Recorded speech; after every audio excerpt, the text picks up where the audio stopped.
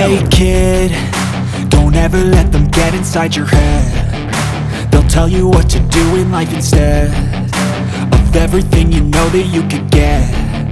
Don't let them guide your life towards regret.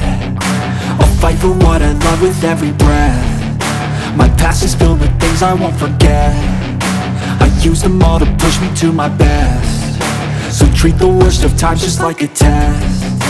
If only I could go back in time, I'd tell myself that everything will end up alright. Just push yourself, test yourself, figure out what you like, and find your limits, don't be rigid, always work towards a prime. Surround yourself with open minds, people can change your life. A few friends with intent can help you feel alive. Find a passion, take some action, and with a little time, just be patient, make a statement, try to enjoy your life.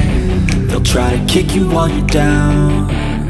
They wanna rise up while you drown. They wanna fill your head with doubt. They're silently scared that you'll figure it out. I'll make it look like I'm losing, won't bother hiding my bruises. And when they finally think you're wounded, then it's your chance to be ruthless.